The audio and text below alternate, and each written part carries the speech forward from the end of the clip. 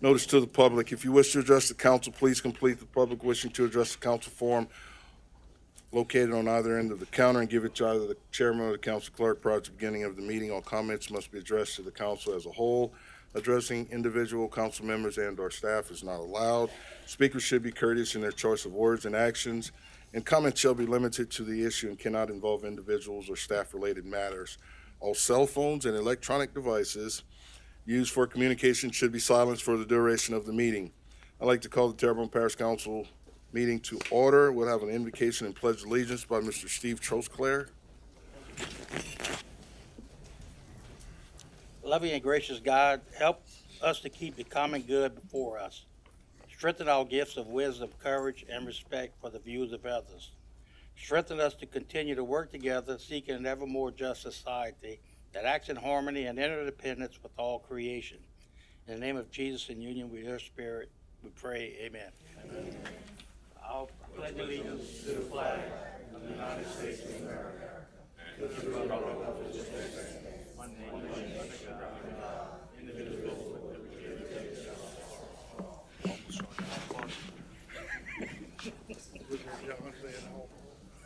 Mr. Charlie, can we get a roll call, please? Mr. Trusclair, Mr. Pledger, Mr. Harding, Mr. Voisin, Mr. Amity, Mr. Champagne, Mr. Hamner, Mr. Babin, Ms. Chauvin. Mr. Chairman, you have a quorum present. Thank you, ma'am. Approved minutes of the regular council session held on February 25th, 2026.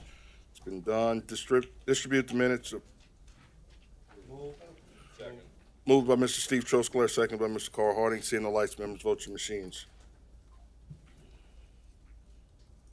Votes 9-0, motion passes. Distribute minutes of the regular council session held on March 11th, 2026. Approve the accounts payable bill list for 3/16/2026 and 3/23/26. Moved by Mr. Clyde Hammond, second by Mr. Carl Harding. Seeing no lights, members, vote your machines.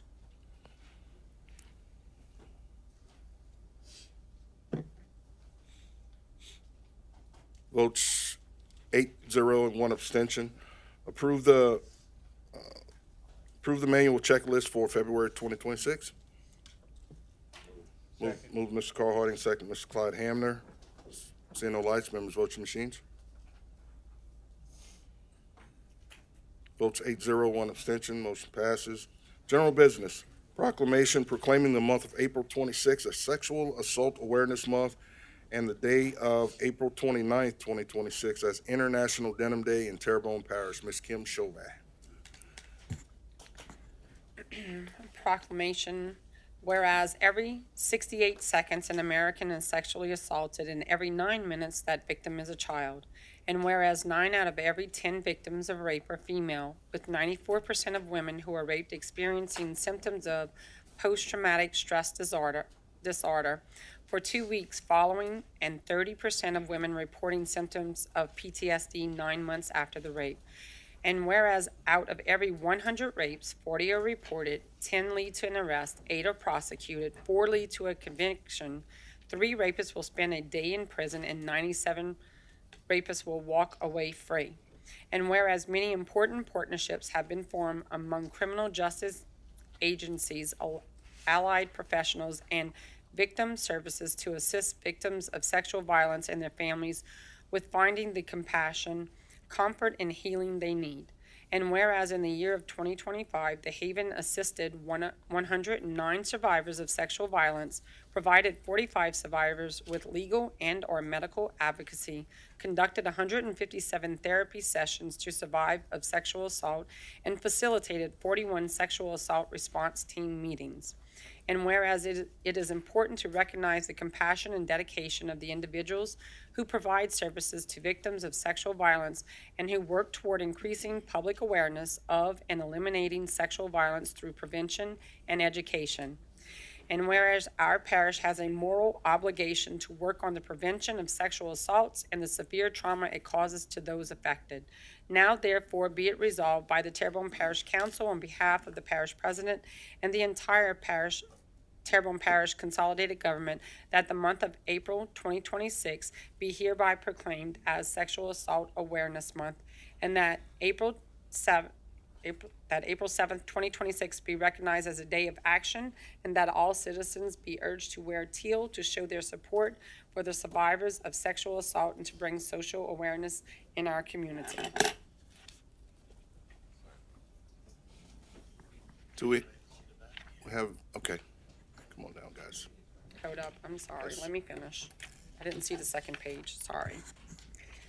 Be it further resolved that the April 29th, 2026 be proclaimed as International Denim Day, and that all citizens be urged to wear teal every Tuesday during the month of April, and to wear denim on April 30th to show their support in the effort to end sexual violence and to speak out against sexual violence, and to support all local efforts to assist survivors of these crimes in finding the help and healing they deserve.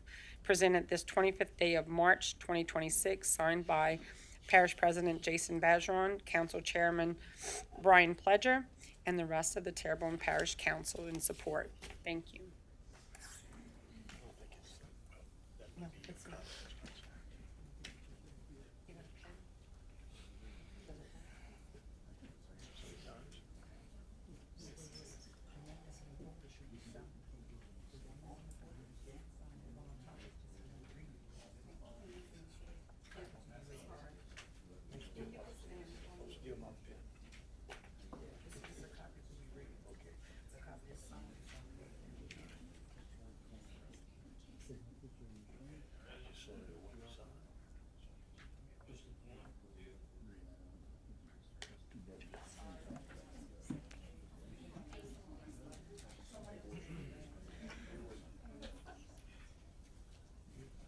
Would you guys like to share with us, if you will? Name and address for the record, please. Okay. Paige Pellegrin, P.O. Box 4279, Homa 70361. So I just want to thank Parish President Bergeron and the entire council for proclaiming April as Sexual Assault Awareness Month. This recognition shows our community's commitment to supporting survivors and raising awareness. The Haven invites each of you and the public to stand with survivors by wearing teal every Tuesday in April. Together, we can raise awareness and show that support is always here. So thank you. Thank you, ma'am. Item B, Proclamation American Cancer Society Relay for Life Weekend. Mr. Danny Babin. Thank you, Brian. And before I read this, I'm sure each one of us here has either had a family member or a friend either diagnosed and or unfortunately passed away from cancer. Thank God for research that's being done. And thank God for organizations like this who raise the money to help out with the research.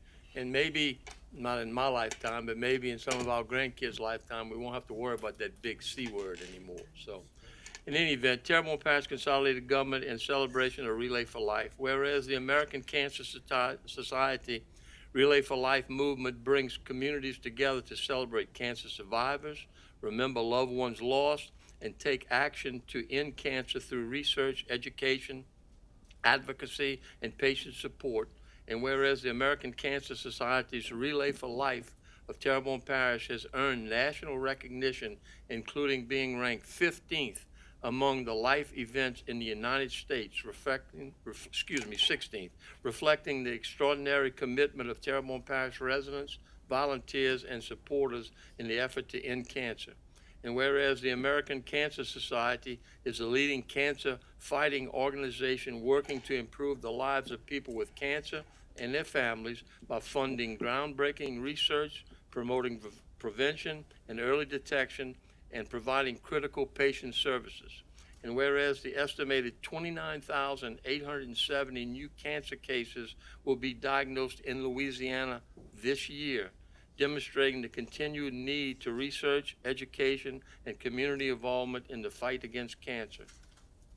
Whereas funds raised through Relay for Life events support life-saving cancer research and provide vital programs and services that help cancer patients access treatment and support. And whereas the Relay for Life of Terrebonne Parish unites survivors, caregivers, volunteers, and community members who stand together in hope and determination to end cancer. And whereas the Relay for Life of Terrebonne Parish will hold its annual event on Saturday, April 11th, 2026 at the Barry Bonvillain Civic Center. Now therefore be it resolved by the Terrebonne Parish Council on behalf of the Parish President Jason W. Bergeron and the entire Terrebonne Parish Consolidated Government hereby proclaims the weekend of Saturday, April 11th, 2026 as American Cancer Society Relay for Life Weekend in home of Terrebonne, and encourages all citizens to support those affected by cancer and participate in efforts to create a future free from this disease. Signed by our Parish President Jason Bergeron, Council Chairperson Brian Pledger, and endorsed by this entire council.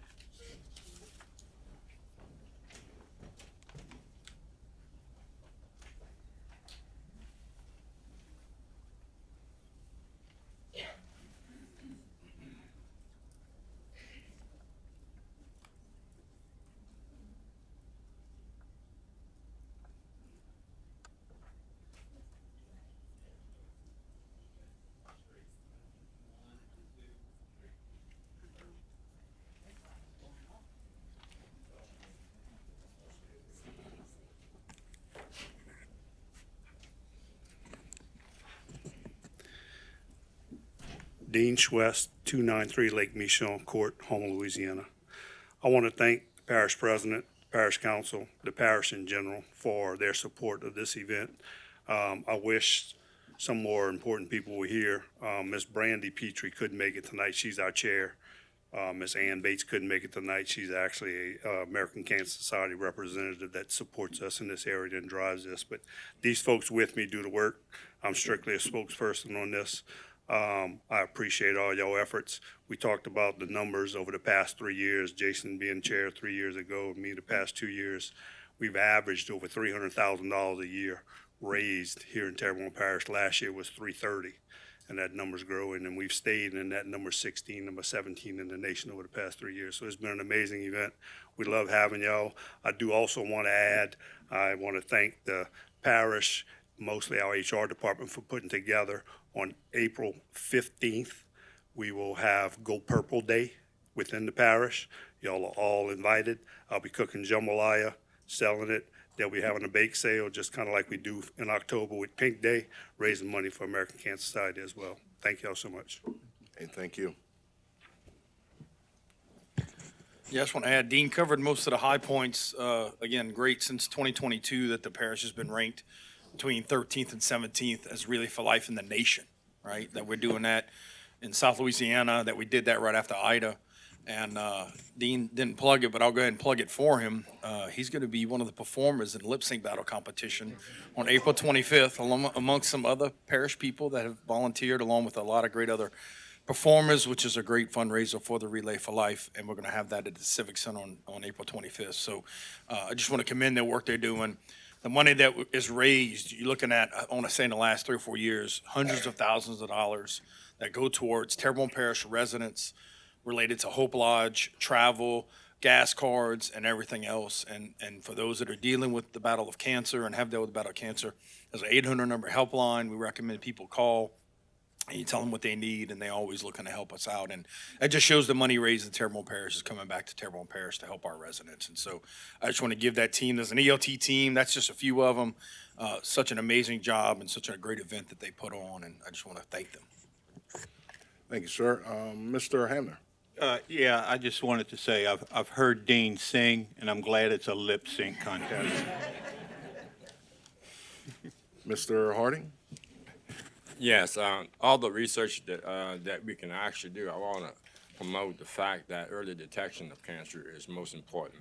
And I'm being a cancer survivor myself, therefore, it's all the research we can have. If you don't get screened for that, that's the most important thing. So if it can happen for me, it can happen for anyone else. It doesn't discriminate. Thank you.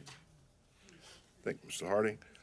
So Clyde said that he's heard you sing, Dean, and so it's going to be a purple sequence, something you're going to be wearing too? All right. You got to keep that under wraps. All right, we're good. All righty. Autism Awareness Day, Mr. Kevin Champagne. Thank you, Mr. Chair. April must be a popular month. So Terrebonne Parish Consolidated Government in recognition of Autism Awareness Day. Whereas Autism Awareness Day is recognized each year during the month of April to increase understanding, acceptance, and support for individuals on the autism spectrum and their families. And whereas autism spectrum disorder is a developmental condition that affects how individuals communicate, interact, and experience the world, and current estimates indicate that approximately 1 in 36 children in the United States are identified with autism. And whereas individuals with autism bring unique talents, perspectives, and strengths to enrich our schools, workplaces, and communities, and whereas great awareness and understandings help promote early identification, improved access to services, and opportunities that allow individuals that are on the autism spectrum to reach their full potential. And whereas educators, health professionals, advocates, organizations, and families continue to work together to build communities that promote acceptance, accessibility, and inclusion for individuals on the autism spectrum. And whereas during the month of April, communities across the nation recognize autism awareness and acceptance initiatives to celebrate neurodiversity and encourage greater compassion, respect, and support for individuals with autism. And now, therefore, be it resolved by the Terrebonne Parish Council on behalf of the Parish President Jason W. Badra and the entire Terrebonne Parish Consolidated Government hereby proclaims April 2nd, 2026 as Autism Awareness Day in Terrebonne Parish, and encourages all residents and visitors to learn more about autism and support individuals and families affected by autism. Residents are also encouraged to wear blue on April 2nd as a visible show of solidarity and support for individuals on the autism spectrum and their families. Presented on this 25th day of March 2026, signed by Parish President Jason W. Badron, Council Chairperson Mr. Brian Pledger, and on behalf of the entire Parish Consolidated Council. Thank you. Have somebody? Yeah.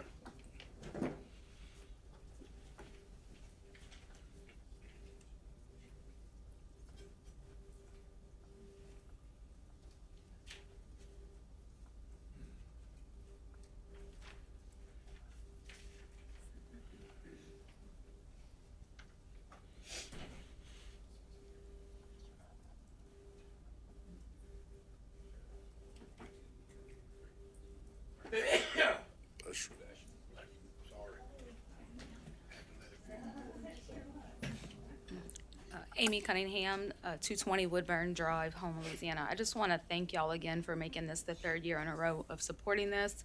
As a mom of a 8-year-old nonverbal autistic child, it starts here.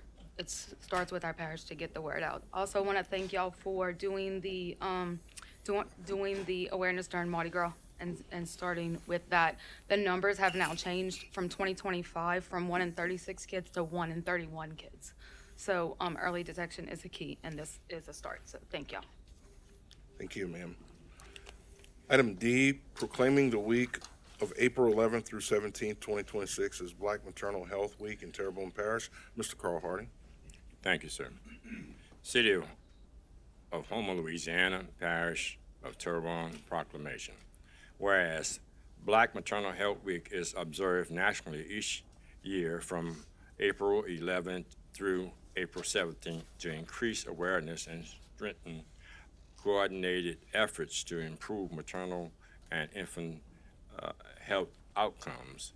And whereas Louisiana continues to experience one of the highest maternal mortality rates in the United States, with pregnancies associated with mortality ratios exceeding the national average, with many pregnancy-related deaths in Louisiana having been identified as preventable, emphasizing the importance of early and continuous potential care, timely postpartum care, and access to comprehensive, high-quality health care service. And whereas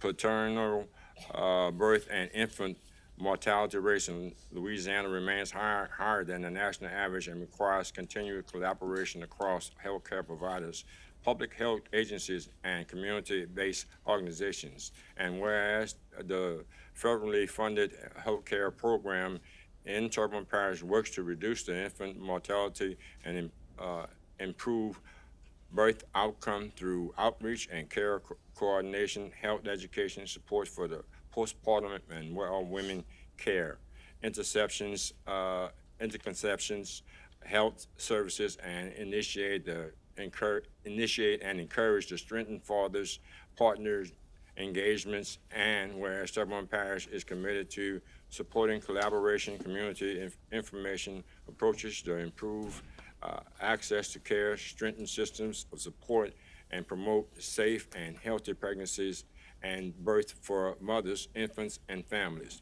Now therefore be it resolved by the Terrebonne Parish Council on behalf of the Terrebonne Parish President and the entire Terrebonne Parish Consolidated Government that the month of April 2026 be hereby proclaimed as Black Mortality Health Week in Terrebonne Parish and encourages healthcare providers, community organizations, public health partners, businesses, faith leaders, and residents to work with the partnership with the Healthy Start Program and its community consortium to improve the mortality, health, increase access to postpartum and interconception care, supported family well-being, and reduce the preventable mortality and infant death.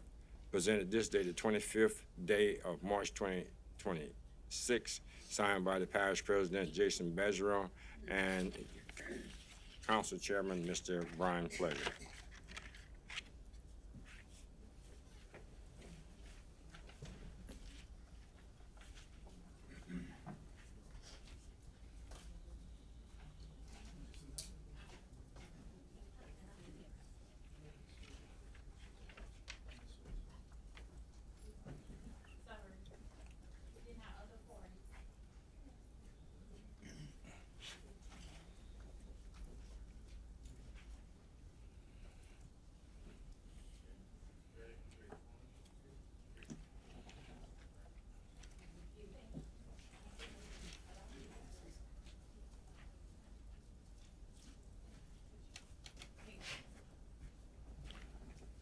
Please state your name and address for the record, please. Elira Jones, 235 Civic Center Boulevard, Houma, Louisiana.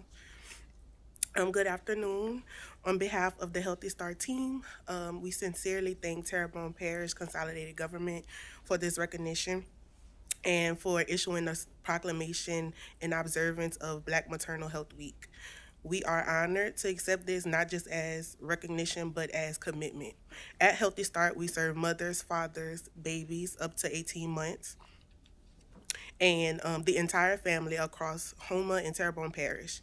Through home visiting, case management, health education, and community outreach, we work to ensure families are connected to care, resources, and support they need during some of their life's most critical moments. We believe every family deserves to feel supported, informed, and cared for with dignity. This work is about real impact, supporting mothers, strengthening fathers and families, and helping give babies a healthy start. We are grateful for our partners, our community, and especially the families who trust us to walk alongside them. We accept this proclamation with gratitude and with purpose, because when we invest in healthy beginnings, we invest in stronger families and a stronger community. Thank you. Thank you.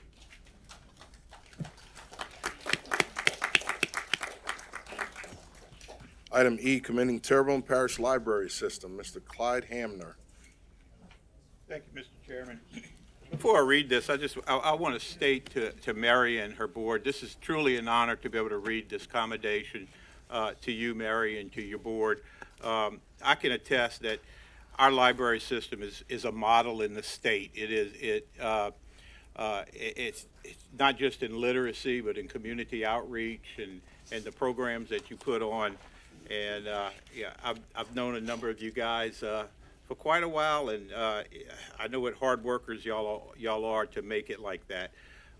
With that said, the commendation reads, whereas the Terrebonne Parish Library System has been named a 2025 recipient of the prestigious National Medal for Museum and Library Service, the nation's highest honor given to libraries and museums for outstanding community service, And whereas the award is presented by the Institute of Museum and Library Services, with only 5 libraries nationwide selected each year from nearly 20,000 library systems across the United States.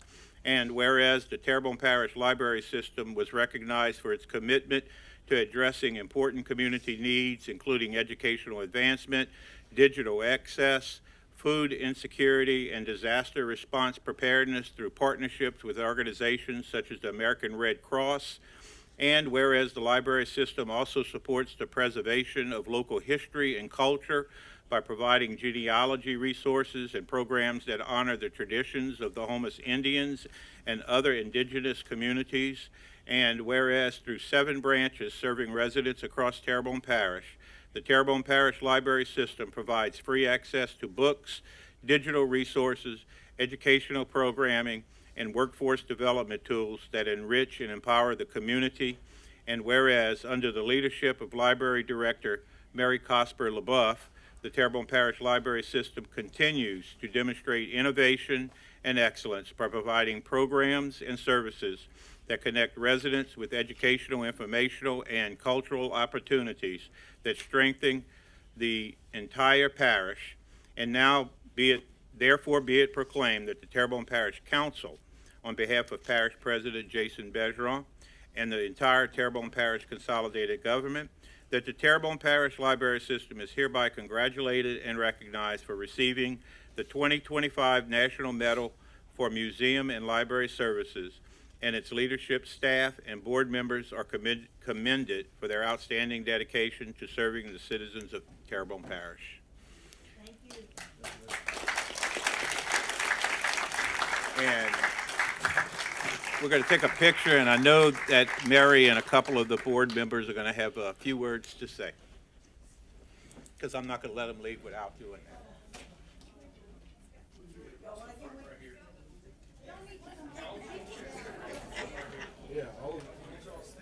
Yeah, all of you ladies, come on down.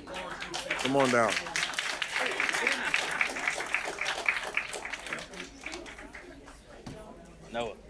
Noah.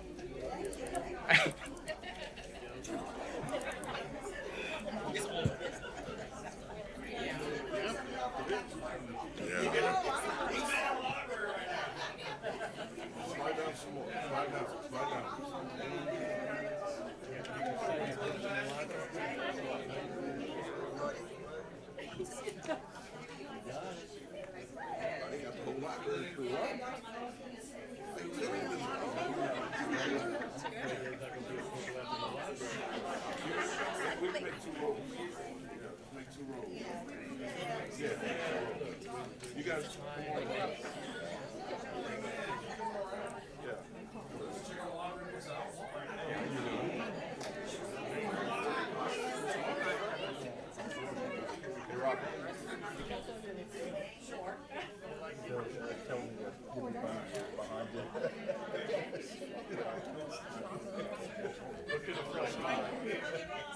Everybody's good? Everybody's ready? On 3. 1. Well, hold on.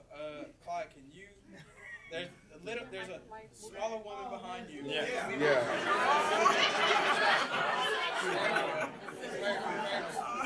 I'm just trying to make sure we got everybody. Okay, on 3. Ready? On 3. 1, 2, 3. Good, perfect. Thank y'all.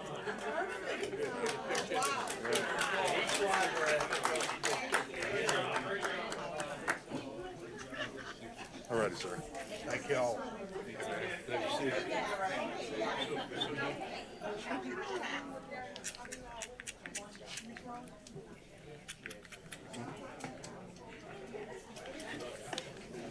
Thank you very much for this accommodation. I am Mary Cosper LaBeouf, Director of this Terrebonne Parish Library. As you saw, this award, we were nominated, we were in the top 10 5 times. What got us to win this award this year, what they looked at is our cultural preservation, the way we treat our bayou branches, our partnerships with like the Red Cross. And I would like you to know that the Red Cross uses the Terrebonne Parish Library as their example on how to work with libraries. which is nationwide. And then our community needs. Never did I think when I started this job. I started in 1981. I've been director for 31 years. I never thought we'd feed kids. Never thought we'd feed people. So I never thought we'd help like we do in a natural disaster. And that's what really set us apart, is how we know our community and how we meet the needs.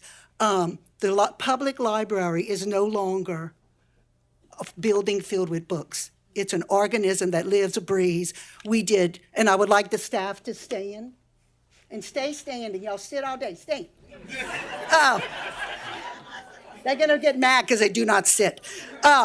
We have a staff, and with 7 branches, and with this staff, we have 65 full and part-time employees.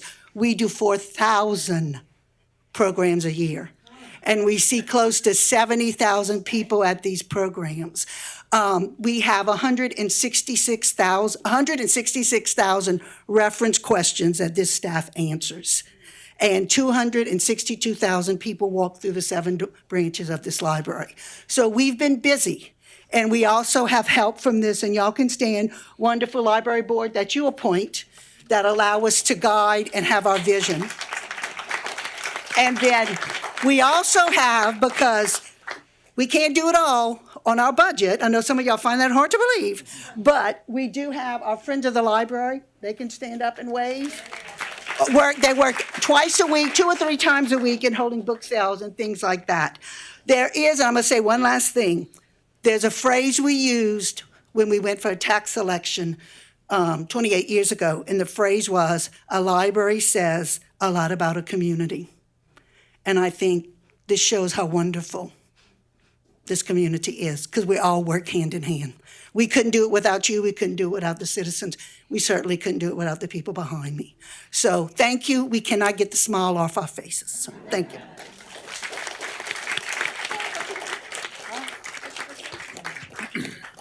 Yes. If I So may, I want to, sorry, go ahead. Yes. if I may, I want to thank you all for appointing me to the Library Board of Control. I was amazed at how much work these people do. It's just absolutely amazing, the community involvement they have.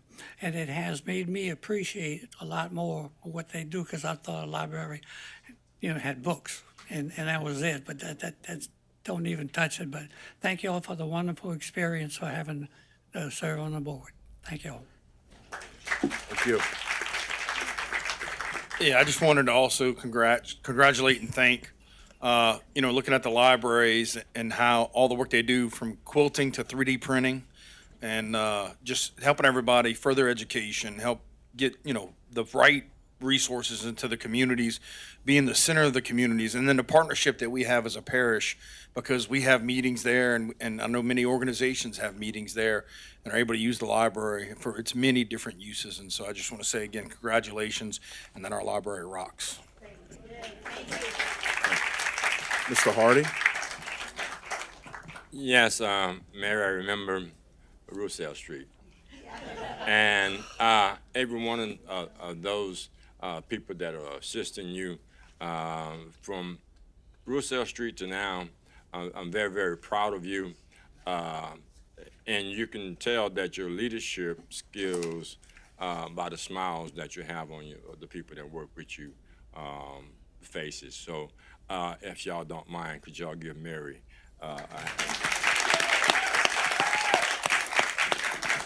thank you. Thanks, Mr. Harding. Ms. Chauvin? First of all, congratulations. I think that y'all have done a wonderful job, and I see in my own community the amount of programs that it produces, and I'm able to share with many different facets of District 8 and outside of it. I want to thank you for having me be part of Read Across America. That was really fun. The kids love it. On that part where we provided a craft for them to do, and I see all the different things, the sensory items and different stuff that you provided for our kids in the community and adults, because I see in Chauvin they're trying to bring the elderly in with the younger group. So I applaud that. I think that's great. I think that our youth can learn such valuable lessons, from the elderly people. And I was too young for Roussel Street. But congratulations. Thank you, Ms. Chauvin. From the chair, I just would like to share, in regards to the library board, you guys are the epitome of what a board is considered in the work that you do and the dedication that you guys put forth in taking care of our library system here in Terrebonne Parish. But most importantly, I would like to thank our staff at these libraries in Terrebonne Parish. Thank you guys for all your hard work, all that you do, because you're the ones that the board shares and gets it out, and you guys have to accommodate all these people here in the parish. But thank you for what you do.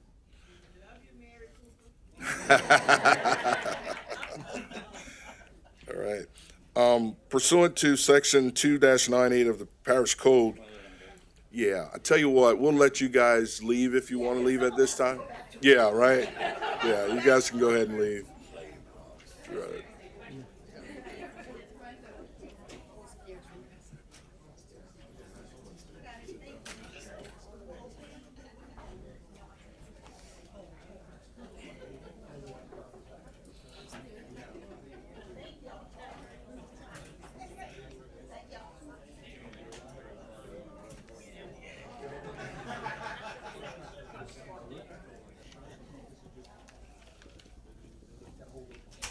All right, item F, pursuant to Section 2-98 of the Parish Code, Parish President Jason W. Bazarone submits his appointment of Mr. Mark Stevenson to serve as the Terrebonne Parish Consolidated Government Fire Chief of City of Houma Fire Department and request ratification of said appointment in 2 weeks at the April 15th, 2026 regular council meeting.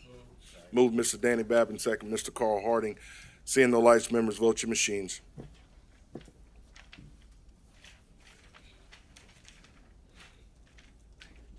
Votes 8-0 and 1 abstention, motion passes. And, okay, and 2 weeks we'll be talking to you, Mr. Stevenson. Motion by Mr. John Amandi to go into 6:30 public hearings. Second by Mr. Kevin Champagne. Seeing the lights, members, vote your machines.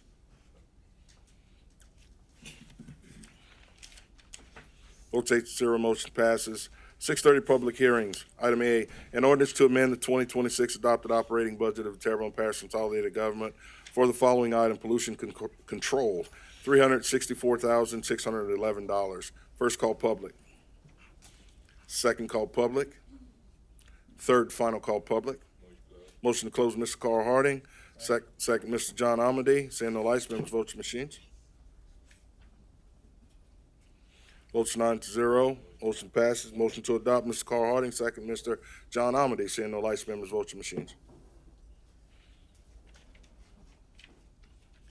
Votes 8-0. Ordinance is adopted. Item B, an ordinance to amend the 2026 adopted operating budget of Terrebonne Parish Consolidated Government for the following item: emergency preparedness, $58,078. First call public. Second call public. Third final call public. Motion to close, Mr. John Amady. Second, Mr. Carl Harding. Seeing no lights, members, vote your machines. Votes 9-0. Motion passes. Motion to adopt, Mr. John Amady. Second, Mr. Carl Harding. Seeing no lights, members, vote your machines. Votes 9-0. Ordinance is adopted. An ordinance to amend the 2026 adopted operating budget of the Terrebonne Parish Consolidated Government for the following item: emergency preparedness, $5,648. First call public. Second call public. Third final call public. Motion to close, Mr. John Amady. Second, Ms. Kim Chauvin. Seeing the lights, members, vote your machines. Votes 8-0. Motion passes. Motion to adopt, Mr. John Amady. Second, Ms. Kim Chauvin. Seeing the lights, members, vote your machines. Votes 9-0. Ordinance is adopted. Item D, an ordinance to amend the 2026 adopted operating budget of the Terrebonne Parish Consolidated Government for the following item: emergency preparedness, $418. First call public. Second call public. Third and final call public. Motion to close, Mr. John Amady. Second, Ms. Kim Chauvin. Seeing no lights, members, vote your machines. Votes 9-0, motion passes. Motion to adopt, Mr. John Amity, second, Ms. Kim Chauvin. Seeing no lights, members vote your machines. Votes 9-0, ordinance is adopted. Item E, an ordinance to amend the 2026 adopted operating budget of the Terrebonne Parish Consolidated Government for the following items. Shady Oaks, $10,000. First call public. Second call public. Third and final call public. Motion to close, Mr. John Amity, second, Mr. Clayton Wazan. Seeing no lights, members vote your machines. Votes 9-0, motion passes. Motion to adopt, Mr. John Amity, second, Mr. Clayton Wazan. Seeing no lights, members vote your machines. Ordinance, votes 9-0, ordinance is adopted. Item F, an ordinance to amend the 2026 adopted operating budget of the Terrebonne Parish Consolidated Government for the following items. Houma Police Department, $1,465. First call public. Second call public. Third and final call public. Motion to close, Mr. John Amity, second, Ms. Kim Chauvin. Seeing no lights, members vote your machines. Votes 9-0, motion passes. Motion to adopt, Mr. John Amity, second, Ms. Kim Chauvin. Seeing no lights, members vote your machines. Votes 8-0, motion passes. Item G, an ordinance to amend the 2026 adopted operating budget and 2026 budgeted positions of the Terrebonne Parish Consolidated Government for the following items. Drainage, $93,653. First call public. Second call public. Third and final call public.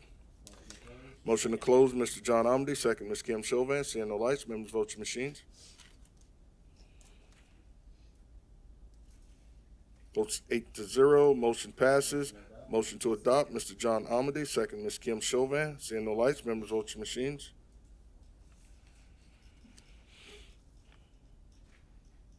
Votes 8-0, motion passes. Our ordinance is adopted. Item H, an ordinance to amend certain portions of Chapter 28, Article 1, Section 2-1 definitions, and Article 3, Section 28-47 residential districts relative to modular homes in residential districts. First call public. Second call public. Third final call public. Motion to close, Mr. John Amity. Second, Mr. Danny Babin. Seeing no lights, members vote your machines. Votes 9-0, motion passes. Motion to adopt, Mr. John Amity. Second, Mr. Danny Babin. Seeing no lights, members vote your machines. Votes 8 yeas, 1 nay.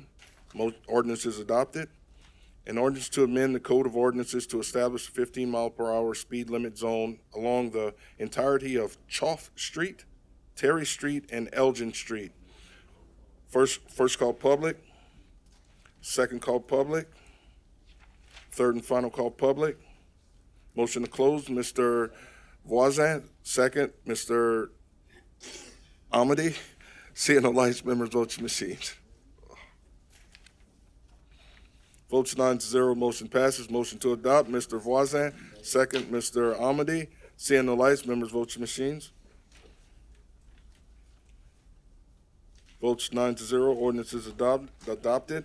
An ordinance to amend Chapter 13, Article 4 of the Terrebonne Parish Code, Section 13-89, to revise the parish ambulance insurance requirements to provide an exception for independent political subdivisions operating ambulance services and provide for other matters. First call public.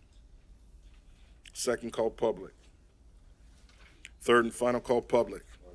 Motion to close, Mr. Carl Harding. Second, Mr. John Amity. Seeing the lights, members vote your machines. Votes 9-0, motion passes. Motion to adopt, Mr. Carl Harding. Second, Mr. John Amity. Seeing the lights, members vote your machines. Votes 9-0, ordinance is adopted. Item K, an ordinance to appoint Accusure LLC insurer to serve as agent of record for Terrebonne Parish Consolidated Government's casualty insurance coverages commencing April 1st, 2026, effective through March 31st, 2027, and to exercise the option to renew insurer's contract for the second option term. First call public. Second call public. Third and final call public. Motion to close, Mr. Danny Babin. Second, Mr. Clyde Hamner. Seeing no lights, members vote your machines. Votes 9-0, motion passes. Motion to adopt, Mr. Danny Babin. Second, Mr. Clyde Hamner. Seeing no lights, members vote your machines.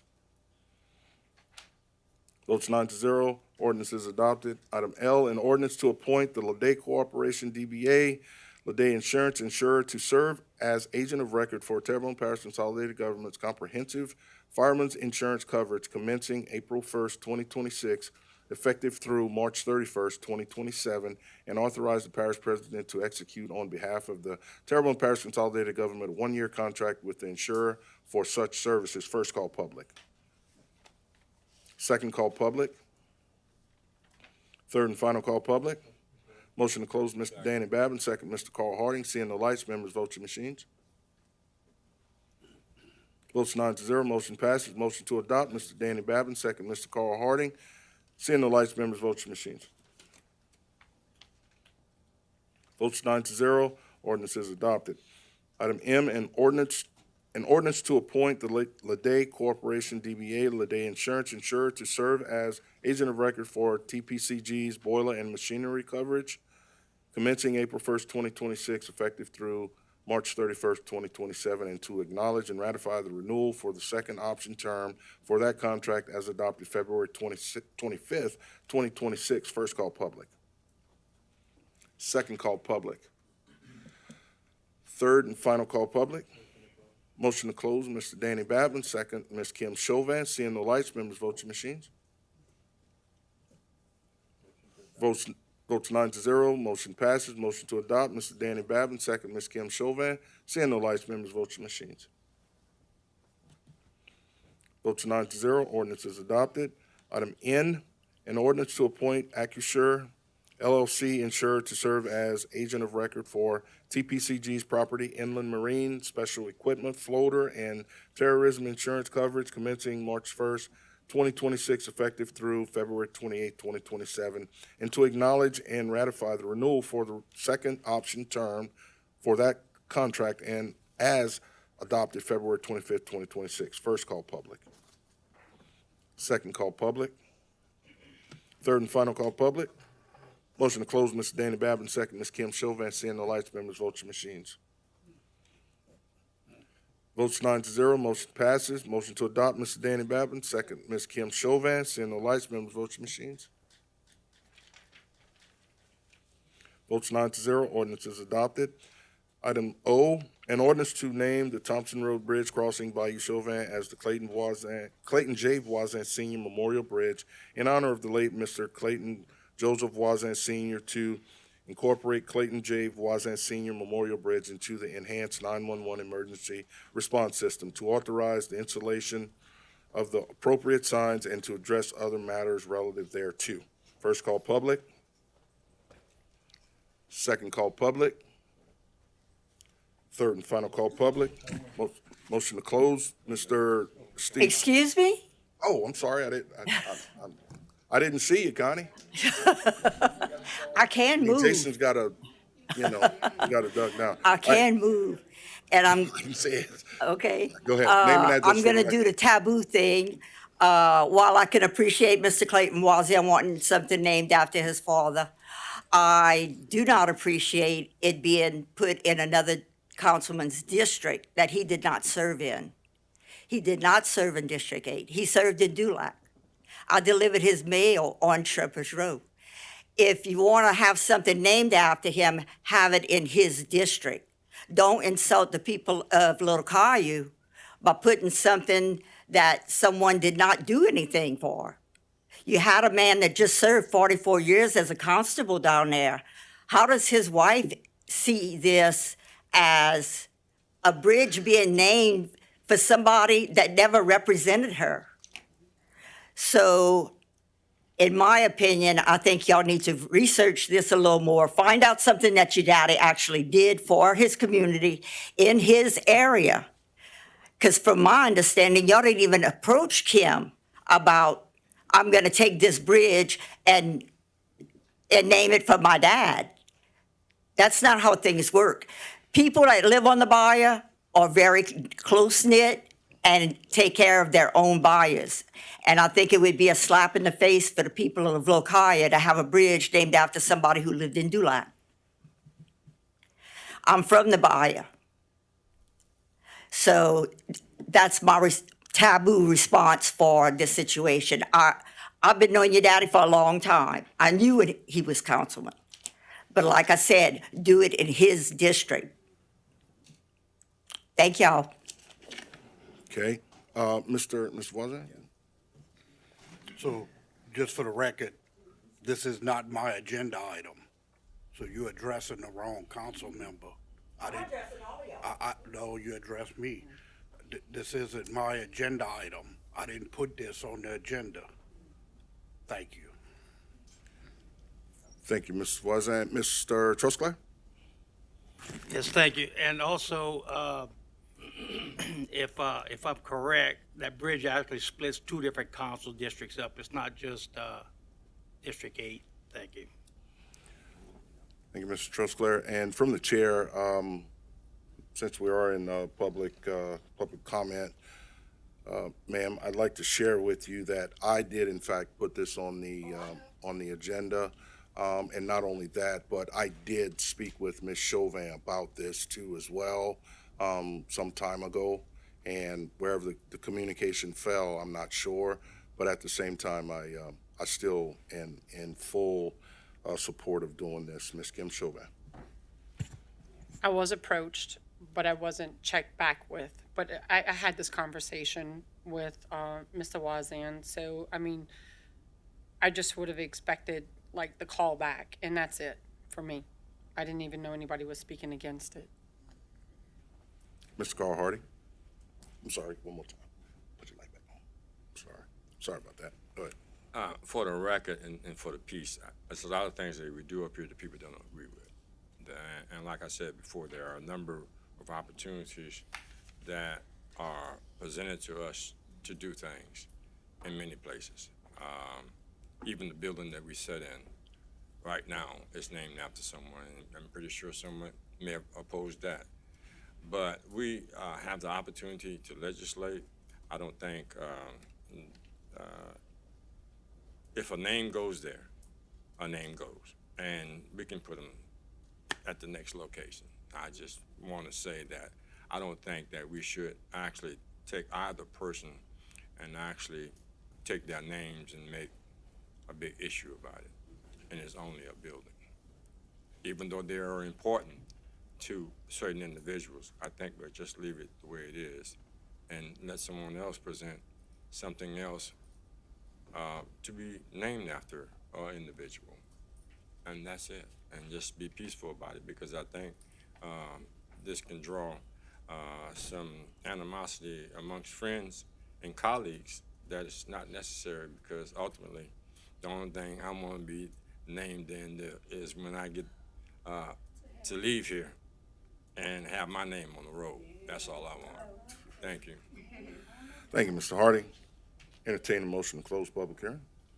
Motion to close. Motion to close, Mr. Steve Trosclair, second, Mr. Clyde Hamner. Seeing the lights, no further lights, members vote your machines. Votes 9-0. Motion to adopt. Motion to adopt, Mr.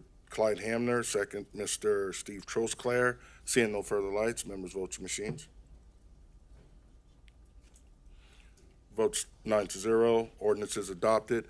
Ms. Veronica is in the audience there. Would you like to share for a second, ma'am? Just a couple of words. Absolutely. Name and address for the record. Veronica Voisin. My address is 155 Magnolia Courtyard in Homa. I want to first thank the council and the parish president for this. I know that Clayton's heart was in Terrebonne Parish, not just in his district. He served well, he served with honor, and I'm very honored that this bridge is going to be named after him. Thank you. Thank you, ma'am. Blessings to you and your family.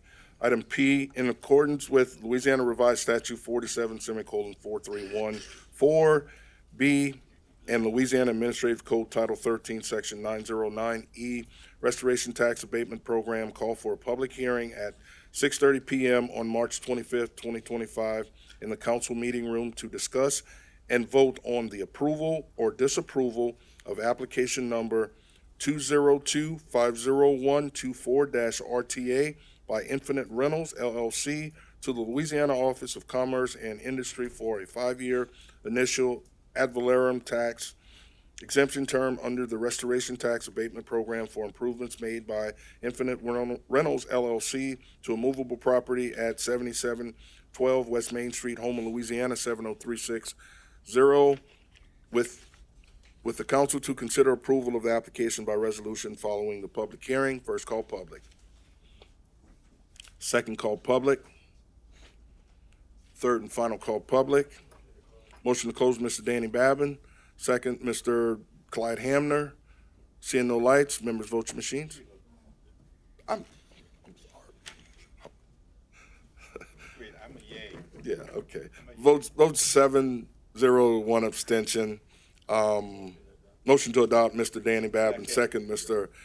Clyde Hamner. Seeing no lights, members vote your machines.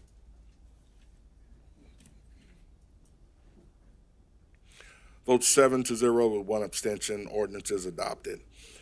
Item Q, conduct a public hearing and take action on the proposed condemnation of the structure located at the following address, 306 Dewey Street, Houma, Louisiana. First call public.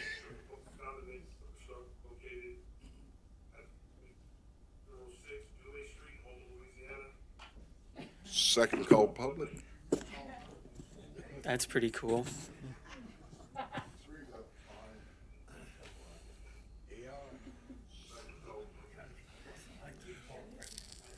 Hey, Robbie, what's wrong? Third final call public.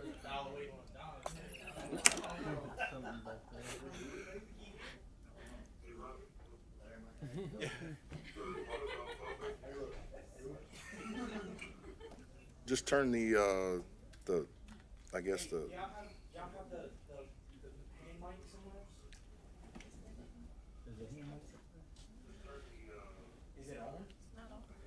Yeah, with that laptop button right there.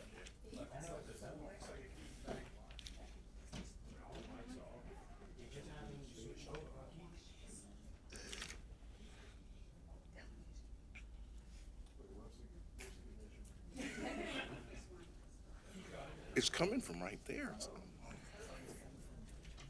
I mean, it sounds like it's coming from a speaker right there.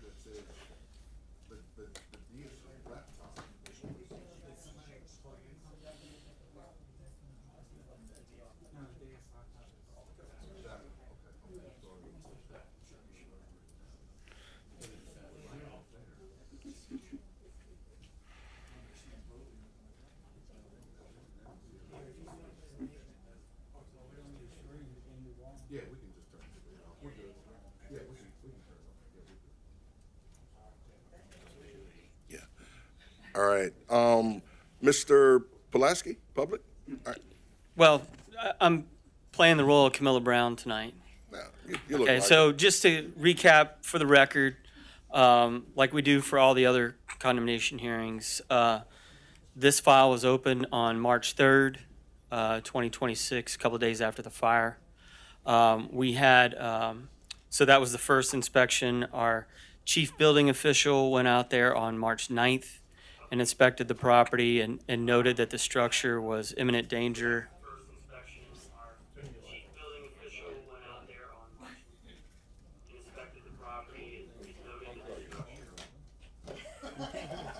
There you go. Noted that the structure was in imminent danger of falling.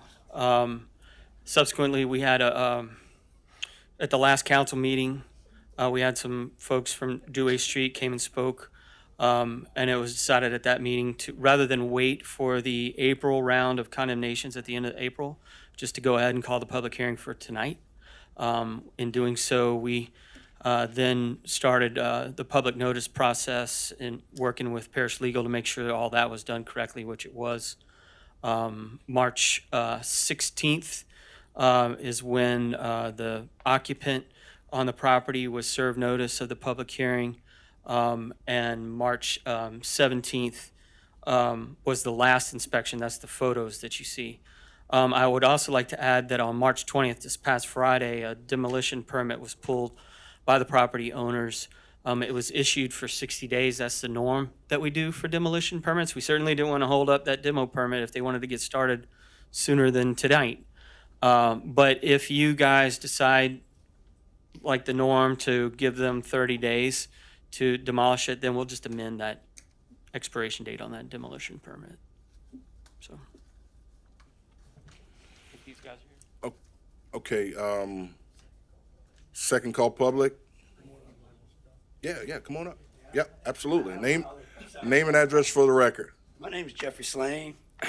My mother is Arlene Slane. She is the owner of that property. I'm also her caregiver. She lives with me in New Mexico, in the state of New Mexico. I don't know if any of this matters, but so she's devastated, by the way. This is where we all born and raised. This is my older brother, Jake. We have an issue there with another sibling of ours. His name's Gabriel Slane, and he's a nuisance. And he won't stop with, look, he pushed my mom. First, he pushed me out 3 years ago. That's why I moved to New Mexico. Okay? He was verbally abusing Mom and just all kinds of ruckus. And he's the one that's been hindering all of this. Me and him cleaned it up twice already. And it only took him, a couple days to ruin everything that we did there. My mom didn't have fire insurance on this home. She lives on a Social Security check, and she's in a camper with me, 1,000 miles away. She did sign these papers, power of attorney, I have here with me, so I can be her voice for this property. Me and her discussed 2 days ago. By the way, I'm tired. It's been a long drive, nervous. Sacrificed a lot to be here to speak in her voice.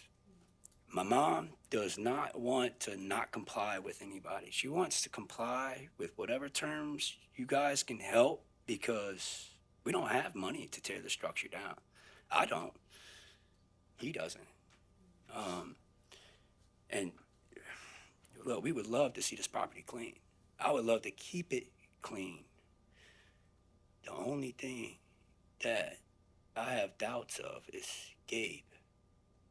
And I just got here today, this afternoon. I found him. I didn't go to 306 yet. I was born and raised there. Our grandfather's Due. My mom wants to come home, and she don't have a home to go to. I told her I would do my best to save this property. If I can't, we're gonna sell it. But I wanna save it. And I can't save it unless I get an officer over there tomorrow morning with me to get Gabriel Slane off the property.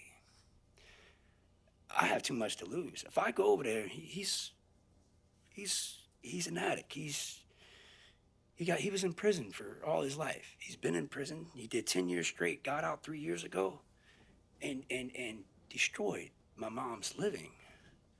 She was forced to move with me because she refused to put him in jail. I know nobody wants to hear no sob story, but I'm just speaking the truth.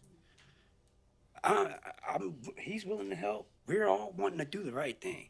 But I can't even set my feet on 306 with him there. Because when I throw power of attorney papers at him and an officer next to me to remove him off the property, he's going to want to kill me. And I'm scared to go over there because of him. What if I go to jail for fighting with him, or he snaps and trips? I mean, God knows what he's on. People are calling me, my neighbors, friends, calling me. I'm 1,000 miles away. Hey, man, your brother looks bad. Hey, man, he's doing this, he's doing that. Right now, he's the only thing in my way of saving the property. Because we can get it clean, but if we get it clean, it's to keep it clean. And like I said, I'm 1,000 miles away. I can't babysit him. And I know for a fact he's gonna bring trash there. He's gonna do it again. So I don't know. And I don't know if you people can help with the tear down. I mean, I don't know how all this works. I'm sure my mom's probably got a whole bunch of fines to pay, I'm sure. So, I mean, I'm here in the right department, I guess. I mean, I don't know what else to do, guys. I lost a whole week of work coming down here. I've lost a lot coming here. I want to save a property, but if I can't, we'll sell it. I mean, I don't want no one stealing it. All right. How you doing, Chris? Jeffrey. So that's a complicated situation for sure, but I will tell you that the parish has been fortunate. We got another grant basically from the state where we're going to be able to use money for the removal of blighted property. So all the costs associated with the removal, not just of the structure, but all the debris, basically that property is just going to get a clean slate at no cost to you.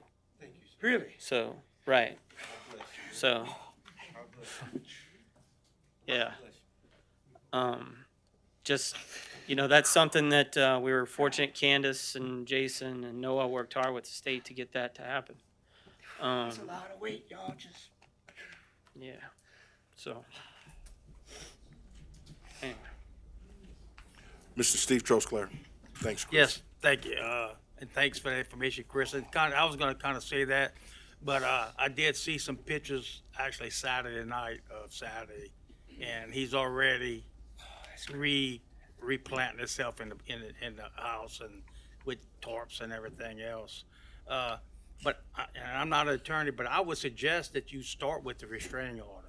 that's what me and discussed. Go to the DA's office and file a restraining order on them. And First thing that tomorrow would be your first step to getting them off the property. Yeah.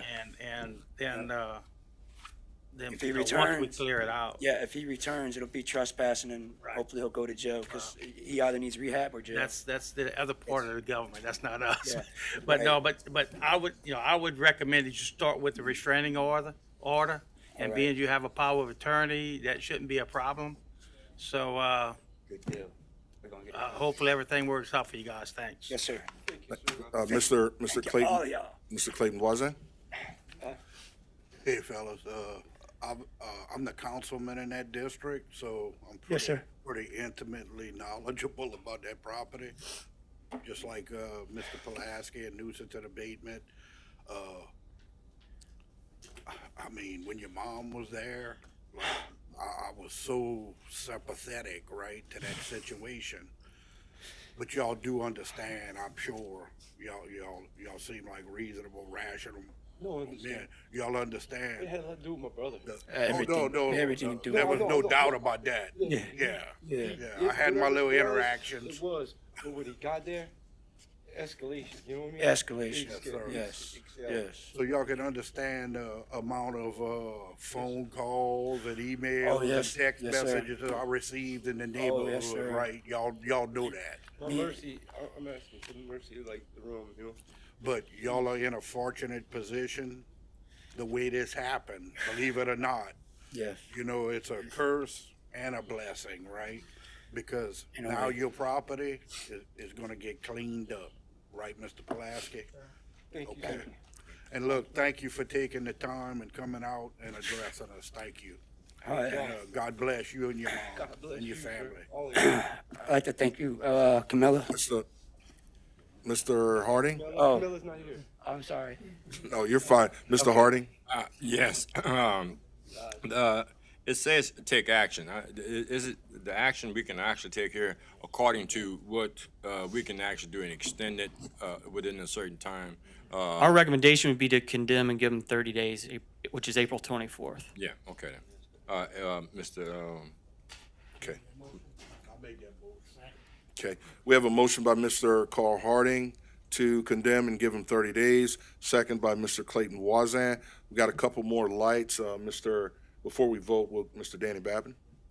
Yeah, I'd just like to say, you're gonna go get, you may need an eviction notice. And again, I'm not an attorney either, like Steve said, okay? But again, I don't know if the person your brother gets mail there, then that may have to cause an eviction. But again, what I really wanna say is, don't go out there without the police going with you. Yeah. Please, because it's just gonna cause a problem that you said it yourself. You're gonna get angry and then you might get arrested. So please just check with Houma Police Department. I guess that's Sheriff's Office, excuse me, Sheriff's Office, and before y'all even attempt to go out there. from what, because the story that you told, which I believe is not a good one, okay, No, so. all I can see is gonna get bad when he sees Right. me there. 'Cause And you do understand what he's talking about, that we're gonna condemn it so we can move this process along, Okay, all right? yes, sir. All right, Mr. Kevin, are you done, Mr. Batten? Yes. Mr. Champagne? Yeah, I just want, just a reminder. Oh, I'm sorry, Kevin, go ahead. I just want to remind you, just stay in touch with Chris and them, and they were going to walk you through the process and that department of how it's going to work, how it's Okay. going to happen and the timing. Okay. Okay, just stay engaged with them.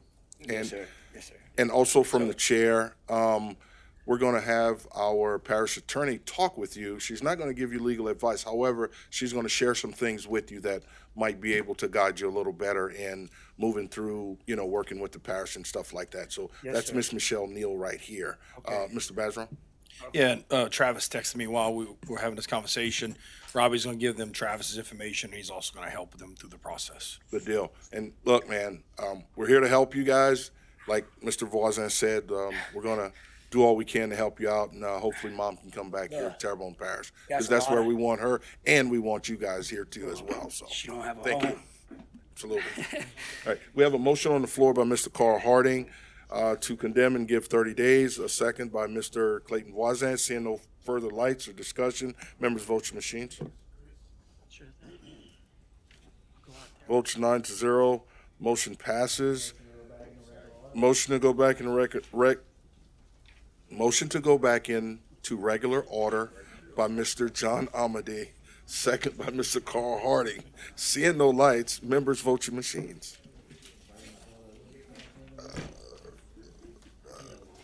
Votes 8-0, motion passes, going back into regular order. All right, public wishing to address the council. In accordance with Section 2-07E of the Terrebonne Parish Home Rule Charter, the public will be heard and can speak for 3 minutes on any matter related to parish government without discussion or questions and answer on non-agenda items. Item A, Ms. Talisha Clark, a Houma resident wishes to address the council regarding potholes, utility bills, and programs and/or organizations needed to reduce crime. Ms. Clark? Talisa Clark. Ms. Talisa Clark. Thank you, sir. 134 Morrison Avenue, Houma, Louisiana. I did not know I came here to have I'm vocal. All right. I didn't know I came here to have a date night with y'all. I was on 6 o'clock agenda. Hey, Jason. You enjoy my date? I don't see my steak. Okay, so back to the business. The potholes in and around the parish. And the reason I said about 6 o'clock, when you all went into 6:30 section, it was already 6:40. So I have things to do too. You all are on pay. I'm not paid to be here. The potholes in our parish is ridiculous. It is ridiculous. I'm starting to feel like when I go over the little bridge, especially 9th Street, I'm in baby New Orleans. It's bad. The utility bills. This month, I received a utility bill that was very abnormal. And I had to call to get a reread. As of now, I still don't have idea of what the reread is. Not pointing fingers, things do happen. But I do know that bill I got ain't mine.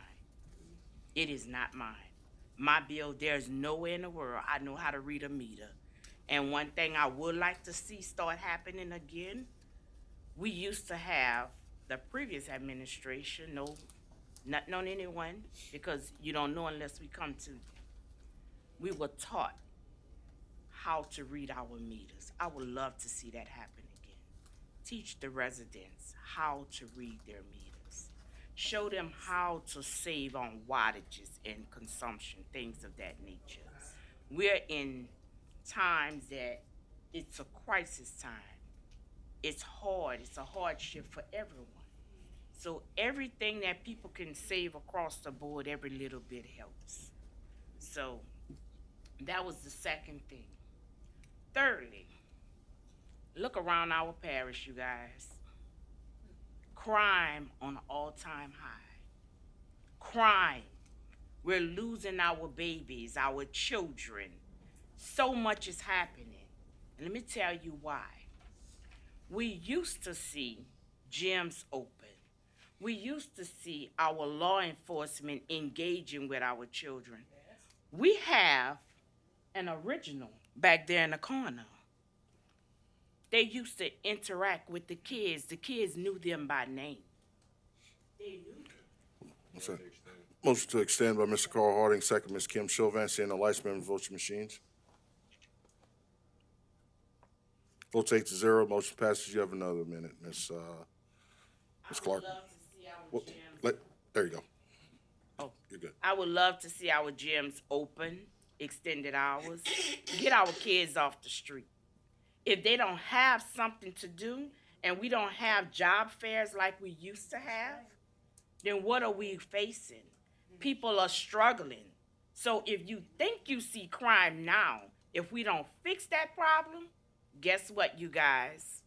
Your constituents that you know now will be here in droves.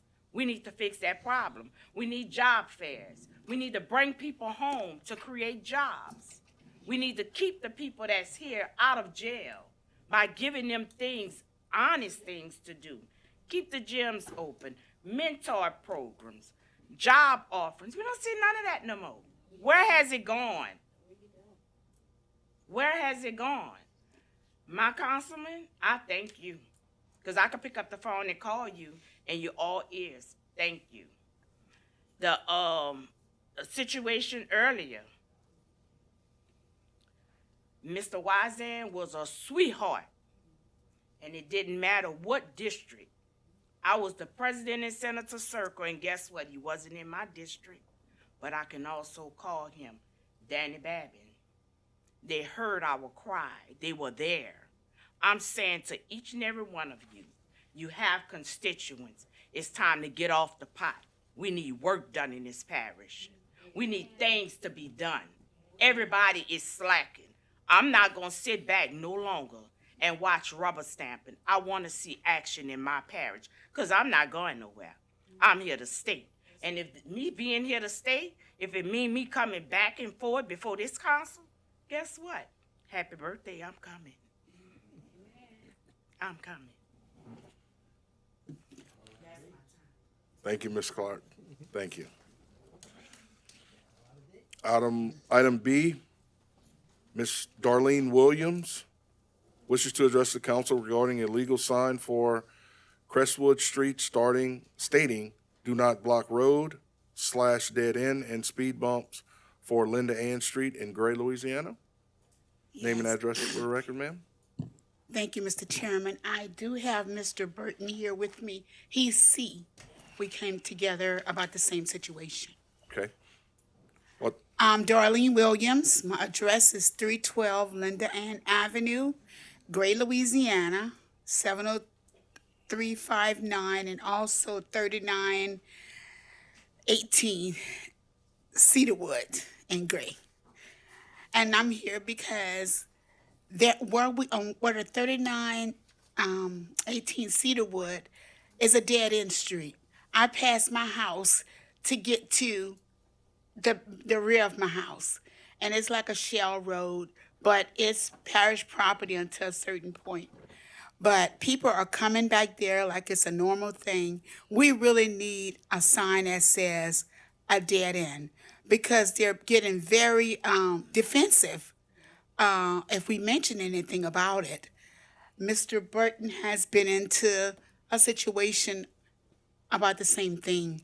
And if we can just get a dead end sign and a sign saying do not block driveway because it's being ignored. So we really need to get that done. And I really want to come and mention that to you. And Mr. Burton has something he wants to say about it. Okay, well, let me make sure that we're procedurally sound here. Are you complete? Are you done with your comments or what you're wanting to share with us? Oh, all right. I forgot about the speed bumps on Linda Ann Street because there was a bad accident the other day. They drive so fast. And the accident was so bad that both cars were total lost. And that's on Linda Ann Street, just a regular residential street. So I hope that we can do something to alleviate that by trying to get some, speed slower downers or whatever y'all call them. Okay. And I'm completed. Okay, that's all that you have. As far as the speed bumps go, you can get with our planning and zoning department, Mr. Chris Pulaski and his team, and they'll be able to give you directives on how to actually, you could be that spokesperson for the community to be able to facilitate the, whatever has to take place in the community there. Yeah, because Mr. Burton was kind of upset, and I told him, I said, you just come with me to the council meeting, and we can both address the council about this situation. Because a lot of people look at me and say, you need to go, you need to bring this up. But I'm starting to tell people, no, come with me, because I think it would work much better. 1 second. We need to get a motion to extend, guys. Motion to extend, Mr. Clyde Hamner, second, Mr. Carl Harding, seeing no lights, members, vote your machines. 9-0. You have another minute, ma'am, if you choose to. Well, I appreciate you, Mr. Chairman, for listening and taking the time out. But I hope that my visit here is not in vain, and I hope something can be done. I don't think that's a very lot that I'm asking for a dead-end sign and do not block driveway. Okay. All righty. Thank you, ma'am. Item C, Mr. Morris Burton wishes to address the council regarding a legal sign for the Crestwood Street stating "Do not block road / dead end" and speed bumps for Linda Ann Street in Gray. Mr. Burton? Yes, good evening. My name is Morris Burton. I stay on 3926 Cedarwood Street in Gray. I'm the only one that stays on that street. My mama used to tell me, wherever your front door lays, that's the street that you stay on. And I do have a problem. Sometime when I come in, they got cars parked that I can't get to my house because I stay at the I stay on a dead end street, and it's hard for me to get home. And I wish y'all can do something about that. Also, on Linda Ann, you do need speed bumps on that road because they got children ride their bicycles on that road, cars, 50, 60 miles an hour. That ain't nothing. On weekends, it's almost like the Indianapolis 500 out there, just that fast. And something have to be done with them speed bumps out there. I don't know what could be did, anything like that, because a child may get hit and a child may die. So that's all what I got to say. Thank you. Thank you, Mr. Burton. Mr. Carl Harding? Yes, I noticed B and C on this on the agenda. I called Mr. Pulaski. I think the public should be aware of what is in play in reference to traffic calming devices, the areas that are already targeted to be addressed, in reference to speed tables. If you will, Mr. Chairman, could you allow him to come? Absolutely. Mr. Pulaski, would you share with us? As per our conversation this morning. Okay, just to give you guys an overview, so 6 or so years ago, we came up with the speed hump ordinances, and it took a couple of years to get that rolling because of Hurricane Ida, but once we started going, what we've experienced in the last 2 to 3 years is the speed studies that are conducted as per the ordinance. Is there speeding occurring? Yes, but it is usually just a few miles per hour over the posted speed limit. And when that happens, we're not able to put that speed hump down because our own ordinance prohibits it, right? It's not warranted because it doesn't meet the speed study requirements. But what does that do? I mean, there's still the issue of cars going too fast. I mean, even 25 miles an hour in a residential area could be too fast if there's kids around and stuff like that. So what Jason and myself and Noah and several others have done is we've developed a program that we took examples from other parishes. St. Tammany had a really good one. And basically what we've come up with is a 4-step process where we do a speed study using a very small speed tracking device. I mean, it really isn't much bigger than the iPad, right? We mount that on a pole. It's black, so it's hard to see. And we leave that up for about a week. So it's counting trips per day and the speeds. The following week, we set out a speed trailer, the one with the digital display. And then the third week, except in a few locations, would be law enforcement going out, writing tickets or issuing warnings, stuff like that. And then the fourth week, we come back with that speed tracker device again. And then we compare all of that data. And then we take that, plus with the local knowledge that myself, Public Works, we work with David Rome and Chris Infante over there, and Henry, my staff planner, and we put together a recommendation for a traffic calming device. Now, could it be a speed table? Sure, which is a speed hump, but it's better because it's a little bit wider, so it's not quite as jarring. But it could also be other things. It could be just simply lowering the speed limit and then followed up with some enforcement, or a whole combination of things. But the list that's in this program of measures of devices, whatever they are, is pretty lengthy, and so we can pick and choose the best one for each location. And then the final step is we would have a traffic engineer on retainer that we can issue, okay, here's all the data, this is what we're recommending, and then that traffic engineer would essentially ratify what we're done. So we've got, professional traffic engineers backing on it. And then we go out and we implement it. So we will be presenting that program once we have the traffic engineer selected. We've got proposals. We're going through those right now. We're going to be bringing this whole thing to you guys. Basically to review it, adopt it. Then we don't have to go through quite as lengthy a process, and it's not an ordinance.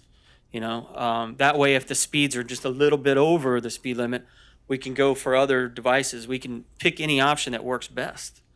The other things we would need to do is, once we adopt that, we have to get rid of that speed hump ordinance. We got to eliminate it.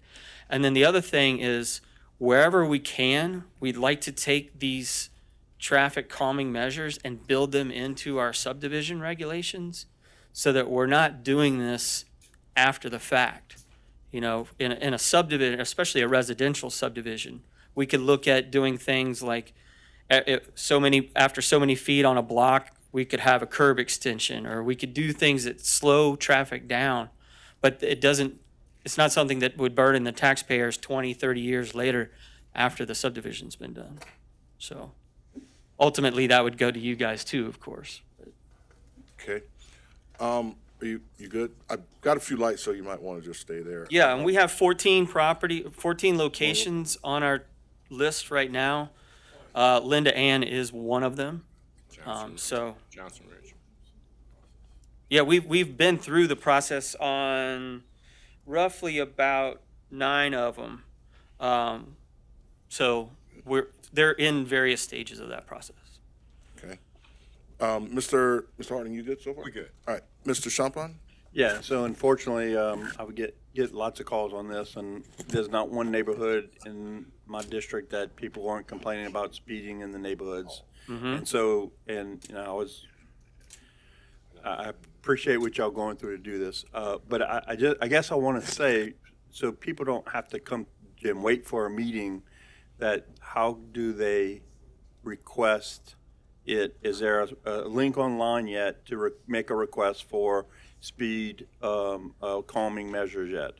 Well, right now there is an application for a speed hump, and we're basically just using that as the start for and this. it still requires a survey of the community. Right. Well, that's one of the parts of the program is depending upon the measure that's chosen, like something like a speed hump, for example, we would have to have that person Petition. go out and get a petition. Okay.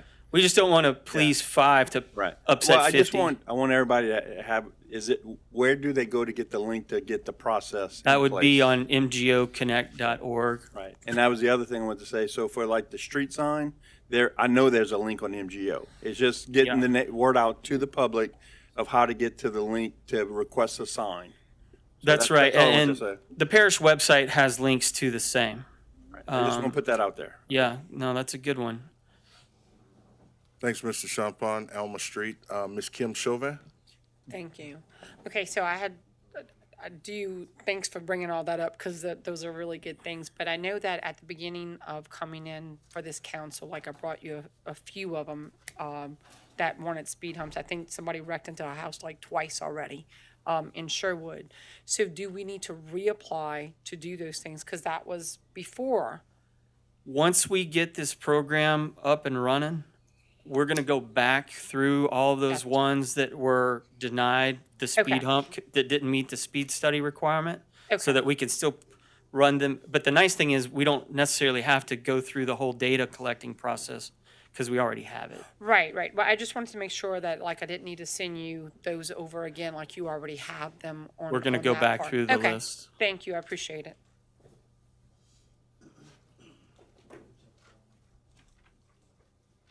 I mean, just to give you guys an example, I mean, we had a location where the first week, the speed tracker, out of all of the trips per day, the average speed was 27 miles an hour. This is posted speed limit of 25. The next week, when the trailer went out, the average speed was 21. I mean, of course, the first thing people do when they see their display, they let off the throttle or they push on the brake. Law enforcement went out because there's only, a couple of miles an hour over the speed limit. They're not writing tickets for that. The second time the speed tracker device went back out, it was 29 miles an hour average. So you take those averages, and the average 85th percentile was right at 25 miles an hour. And in order for a speed hump to have been placed, it would have had to have been 31 miles an hour. So we're way low. And it's like that every time. Thank you, Mr. Pulaski. Mr. Babin? Yeah, along with Kevin said, every street in every district has a problem with speeding. What I've been experiencing a lot more here lately is problems in the school zone areas. And I'll use Mulberry as an example. People are lined up at every school, but they're lined up on that street, and they get the stop signs, and they think because they live in the subdivision, they can just go around the cars, do not stop. HPD actually went out there the other day and directed traffic, and it's going to slow it down for 4 or 5 days, okay, maybe 2 weeks, and then it's going to start up again, just like when you put the sign up there. Cougar Drive has the blinking sign when you go over 25 miles an hour. Do people adhere to it? Not necessarily, but some of the problems we've been having is just lack of respect for other people in lines and lack of respect for the kids walking, because the new school board rules, especially those of us that have stuff in the city, is that the school buses don't pick up within a mile of the school. So a lot more kids are walking, which consequently causes a problem. So again, it's like you said, it's a ghost thing. If somebody, but what I tell everybody in the neighborhood is each and every one of us has one of these, okay? And if it's an habitual person that's doing it, take a picture of the license plate, take a video of it, pass it on to HPD and the Sheriff's Department, give them some help.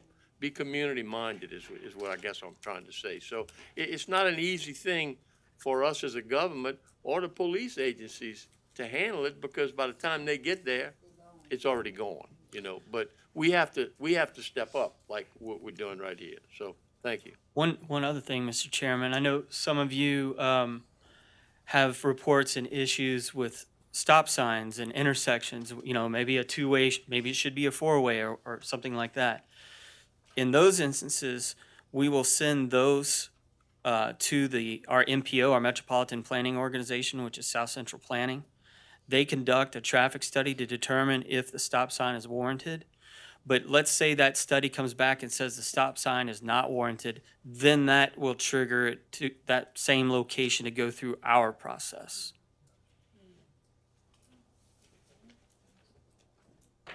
Okay, So, all right, we're good. No further lights.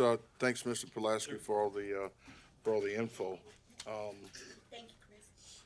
All right, speaker cards, Miss April Wallace wants to discuss housing here in Terrebonne Parish. Good afternoon. Good evening, ma'am. My name is April Wallace. I'm just here to discuss housing. I have had a lot of citizens come up to me and talk about housing. I'm not sure what's going on with the housing, with FEMA, with the housing, but I would like some of you to try to call either the Senate or the congressman or whoever who's in charge with FEMA and see if we can get a direct line of what's going on with the housing. There's no assistance for housing. A lot of people have moved from here. At least 75% of the people have moved.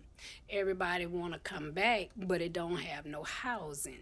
So, and the young lady that was here earlier, where she said she worked with the housing authority. So we need to get that going. I spoke on this here a few months back, and I haven't heard no kind of dialogue. And I just want y'all to try to contact them. If not, I can contact them because I'm not afraid to talk to nobody at any time. So I will contact them. But you all have that platform, and it have a lot of people that need housing. And that's all. I just want help with that. So I hope that you guys can do a little something and give me a feedback the next time we come here and let me know what's going on, because I'm gonna keep coming until something is did, or until you guys hear from FEMA or Kennedy, Cassidy, whoever. You know, I just want something to be done, or even just tell us something. Just tell the people, you know, because if everyone loved Terrebonne Parish, you can't love Terrebonne Parish in some area and don't care about the other area. We all Terrebonne Parish. This is Terrebonne Parish. This is Homer. So we all in Homer. I don't care where you live, what side of town you live. I don't care about none of that. Everybody still is Terrebonne Parish. So everybody is at fault when it comes to homelessness and housing. And that's pretty much all I have to say tonight. Thank you, Miss Wallace. Great seeing you again. All right. No more speaker cards. Committee reports. Item number 3, committee reports. Community Development and Planning Committee, Mr. Charles Kevin Champagne. Thank you, Mr. Chair. I make a motion that the council accept and ratify the minutes of the Community Development and Planning Committee held on Monday, March 23rd, 2026, and I have 30 condemnation hearings and 1 public hearing. I'm calling a condemnation hearing on the following residential mobile homes, residential structures, accessory structures, and commercial structures on Tuesday, April 28, 2026 at 5:30 p.m. 113 Louise Street, Houma, Louisiana. 4564 Strumpers Row, Houma, Louisiana. 814 Muir Street, Houma, Louisiana. 903 Fairlane Drive, Gray, Louisiana.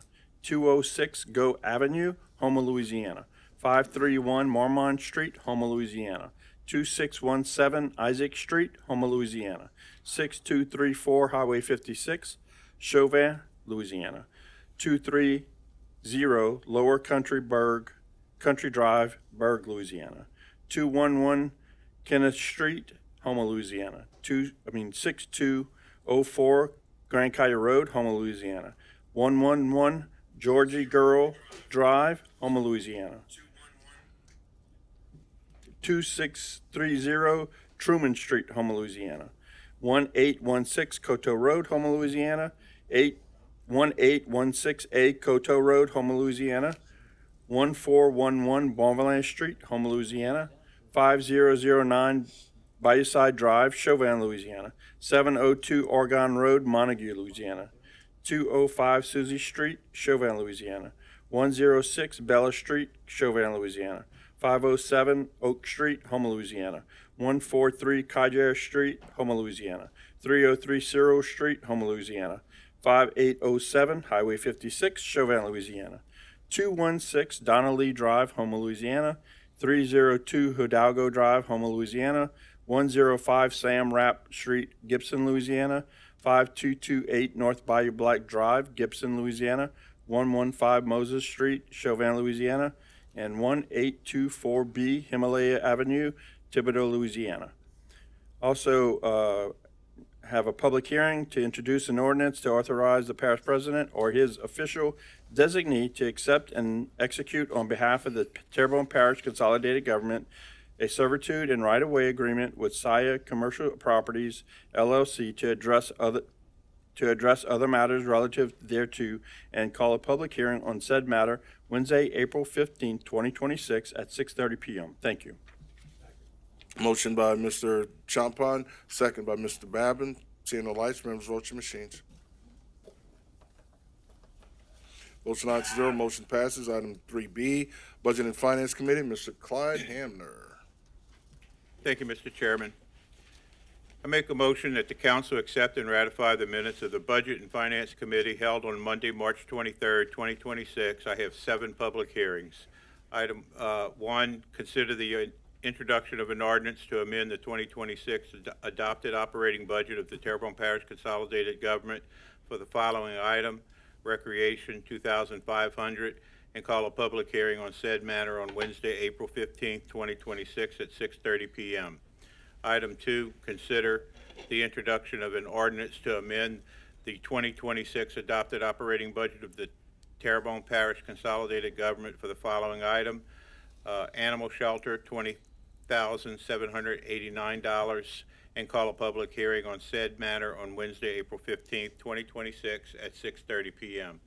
Item 3, consider the introduction of an ordinance to amend the 2026 adopted operating budget of the Terrebonne Parish Consolidated Government for the following item: Houma Police Department, $9,076, and call a public hearing on said matter on Wednesday, April 15, 2026 at 6:30 p.m.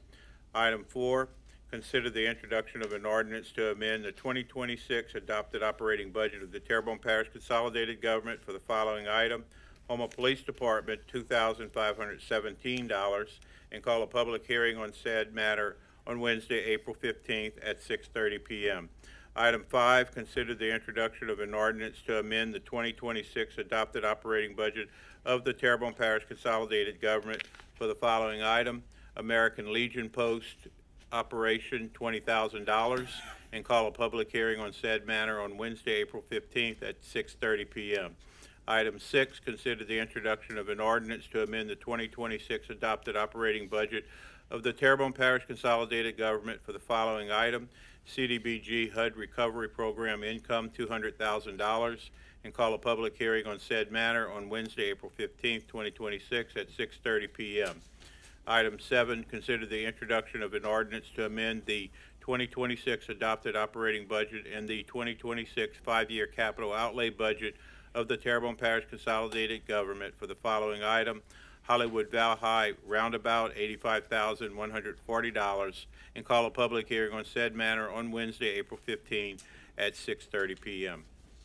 Motion by Mr. Clyde Hamner, second by Mr. Clayton Wazan. Seeing no lights, members vote your machines. Votes 9-0, motion passes. Item 3C, Public Service Committee, Mr. John Amady. Thank you, Mr. Chairman. I make a motion that the council accept and ratify the minutes of the Public Services Committee held on Monday, March 23rd, 2026, and have no public hearings. Motion by Mr. Amady, second by Mr. Carl Harding. Seeing no lights, members vote your machines.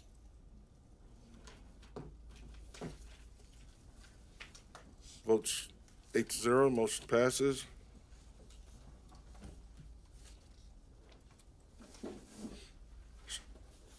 ratification of, so we're good there, right? Right, okay. Item number 4, streetlights, approve streetlights installation, removals, and/or activations. As per Mr. Danny Babin, second Ms. Kim Chauvin. Seeing no lights, members, vote your machines. Votes 8-0, motion passes. Item 5, appointments to various boards, committees, and commissions. A, Children and Youth Services, Children and Youth Services Planning Board, 3 expired terms. Mr. Spencer Sanders, representing Lafourche Parish Office of Juvenile Justice, submits application and resume for consideration. Open, close, and appoint Mr. Sanders and hold the other 2 over. I have a motion by Mr. Danny Babin to open and close Mr. Spencer Sanders and hold the other 2 over. A second by Ms. Kim Chauvin. Seeing the lights, members, vote your machines. Votes 9-0. Congratulations, Mr. Sanders. Is he here in the audience? Nope. Okay. Item 6, monthly engineering reports. A, T. Baker Smith, as per. Second by Mr. Carl Harding. Seeing the lights, members, vote your machines.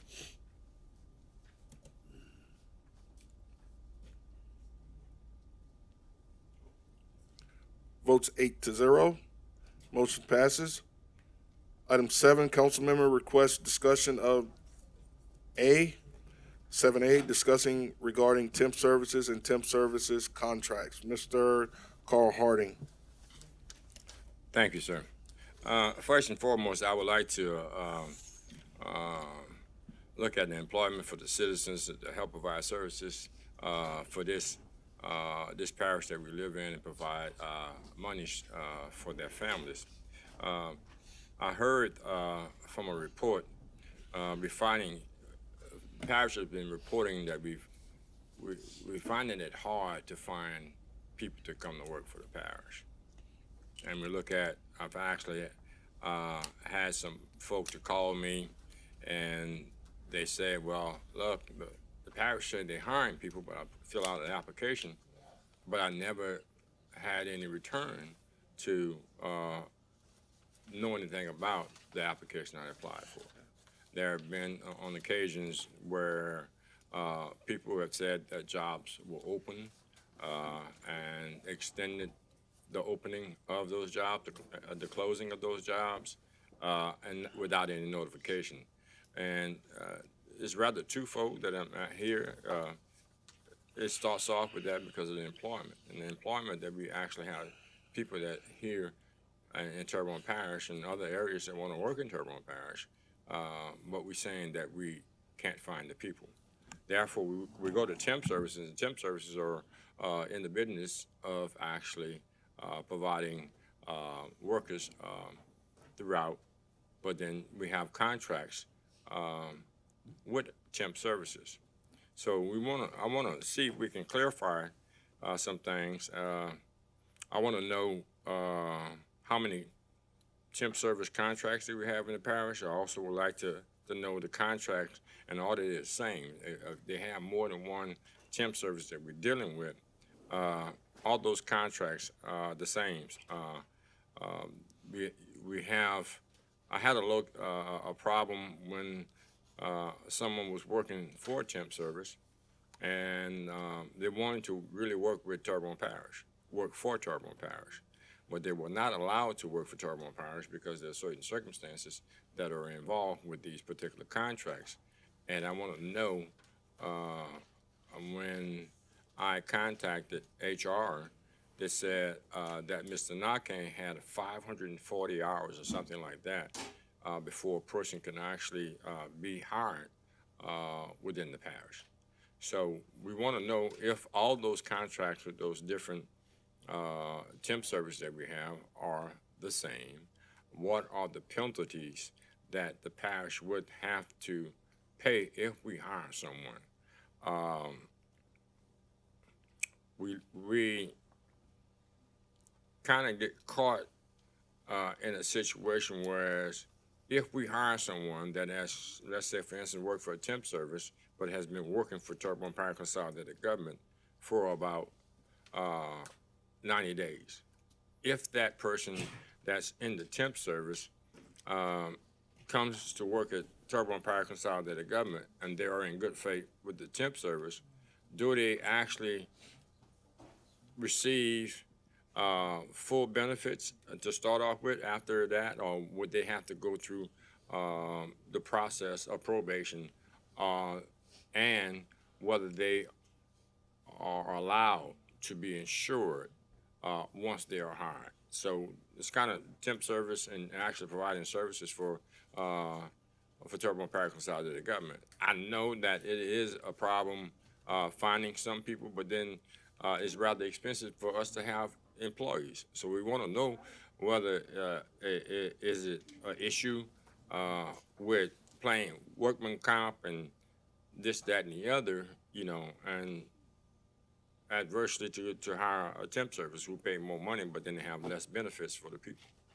So I spoke with Mr. Bergeron this today, and Yes, sir. So some of the conversation, well, let's say some, the conversation we have is definitely around the temp services and how that stuff works, regarding some of the information about whether or not people are contacted and are hired. We'd have to go back and get that information and get back with you. But, you know, I can tell you that we try to go to traditional means to hire people. We put stuff on the website. We advertise on a pretty regular basis. People go to tpcg.org/careers. If those positions don't get filled after a period of time, we do have some temp service options. I know Clay Knock has one that you really use the temp services a lot, and through a lot of situations have been able to hire some people from the temp services and become full-time. With all temp services, you have a, you know, what you call in some cases a finder's fee. I'd rather call it that than a penalty, because these temp services are spending a lot of money to do drug screens and to go through candidates and make sure these candidates are qualified, and they pay them benefits and everything else. And so for to get them the return on their investment, we do have to sign a contract with them that says we cannot hire a person after so much time. And if we do, in some cases, hire that person before that time, we do have to pay a finder's fee. And in some situations, after a amount of time, we still have to pay a finder's fee. So we'd love to hire everybody through the normal methods every time, all the time. And we have a couple opportunities for some things when we can't do that, especially with certain specific skill sets and everything else. And so we have a few different temp services that we work with. But as I'm aware, we hadn't really worked through a lot of temp services lately and have been able to fill most of the positions. But, you know, we could definitely have a conversation about whether some people feel like they're not getting called back or not having an opportunity to fill a position. I can tell you that when I get phone calls about hiring somebody, I really put that in the hands of our HR department and our directors for them to do the interviews and pick the person they feel is best for the job. And I really, you know, don't get involved in that unless they ask for my opinion or in a situation where maybe I'm appointing somebody. So definitely welcome to have the conversation a little bit further, but with the temp services, that's definitely pretty much how it works across the board with any of those kind of organizations. So. Yeah, and again, and we just putting it out there because I'm actually looking at the citizens also that want to provide services for us and have a job, and the finder's fees, and actually going forward, if those contracts or these temp services that we're dealing with, is there a standard fee across the board for them, with a standard contract? And the other thing I want to address, because sometimes I ran into people that they will take less money for the benefits that Terrebonne Parish Consolidated Government offers. So maybe later on down the line, if that person has to work 30 days or 90 days, 6 months through a temp service, and then they're already working at Terrebonne Parish Consolidated Government through a temp service, would they actually receive benefits there? So if a person wants the benefits of actually insurance, well, you know, I mean, whether we have to, we can look at that, because I think that's what they're looking for, is the insurance for the benefits that we're actually offering that they may not get at some of these temp services. So that's the issue also with me.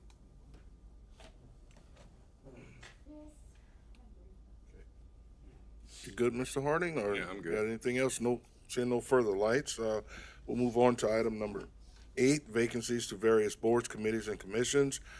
8A, Recreation District Number 2-3 Board, 1 vacancy due to resignation. Recreation District Number 3A Board, 1 vacancy due to a resignation. Recreation District Number 5 Board, 1 vacancy due to a resignation. Coteau Fire Protection District Board, 1 expired term and 1 vacancy due to a resignation. Houma Municipal Fire and Police Civil Service Board, 1 vacancy due to a resignation. Houma Area Convention and Visitors Bureau, 1 vacancy due to a resignation representing a civic nonprofit organization. Terrebonne Parish Advisory Committee for Disabilities Affairs Board, 1 vacancy representing the gender reads options for independence. However, that vacancy will be filled by the McDonald's Center. Children and Youth Services Planning Board, 1 expiring term on 4/10/2026, representing education. Item 9, announcements. Or Mr. Bergeron, you good, Michelle? Okay. All right, a few things going on. There's a Southtown Marketplace, Saturday, March 28th, from 8 a.m. to 4 p.m. at Southtown Plantation at 1208 Museum Drive. Culture, Arts, and Crafts Show, admission $5, kids 5 and under are free. Saturday, March 28th, from noon to 10 p.m., we have the Bayou Terrebonne Boucherie at Bayou Terrebonne Distillers with food, music, and fun for the whole family.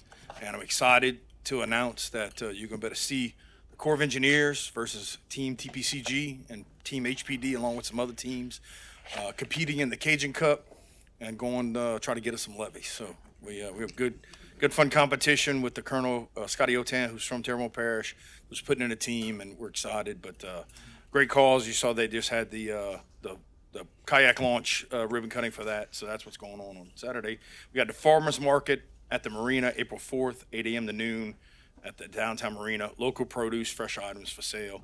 And Relay for Life, Saturday, April 11th at 3 p.m. till probably 9:30, 10 o'clock at Barry P. Bonvillain Civic Center. Walk and celebrate cancer survivors and remember lost loved ones. Thank you, Mr. Bergeron. Council members, Mr. Clyde Hamner? Yeah. You turned it off, Clyde. There you go. Don't touch it. Hey, Jason, thank you for mentioning the Southdown Marketplace Saturday morning till 4 o'clock. If you come by about 8 o'clock in the morning, y'all find me at the food booth serving up some beignets. So come by and get some beignets from me. Thank you, Mr. Hamner. Ms. Kim Chauvin? Another farmer's market that they're going to have, the air-based farmer's market, April 18th. They're going to have that one. I'm just saying. Thank you. Mr. You good, Ms. Chauvin? You good? Mr. Trosclair? Yes, thank you. Also, Saturday, March 28th at 2 o'clock at the Bayou Sports Complex, there's an Easter egg hunt for all the children, and it's sponsored by Terrebonne Parish government and Broussard and Dove law firm. So bring all your kiddos, and I think they have like over 15,000 eggs. And I'm a sponsor also, so I appreciate y'all bringing your kids over there. Thank you. Thank you, Mr. Trosclair. Mr. Harding? Yes, I have this first Easter egg extravaganza, Saturday, March 28, 2026, from 2 p.m. to 5 p.m. at Moss Park.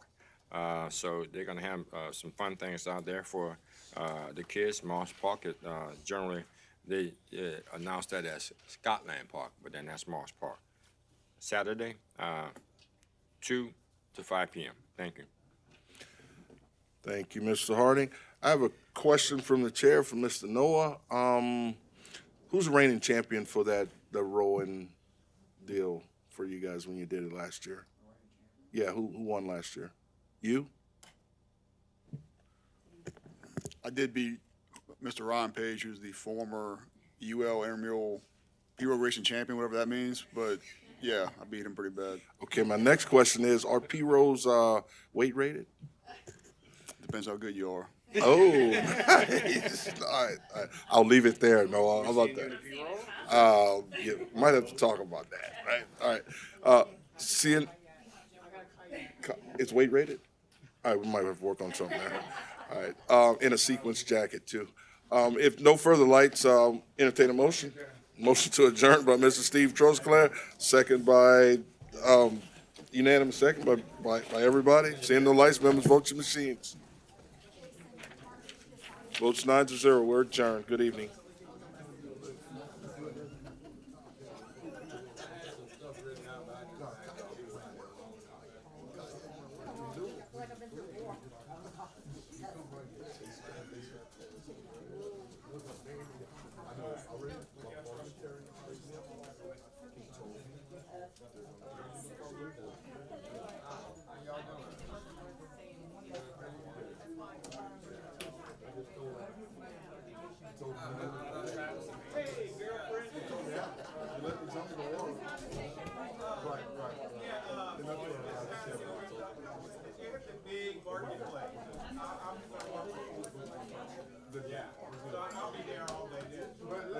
It's all about the manuals. How much it costs?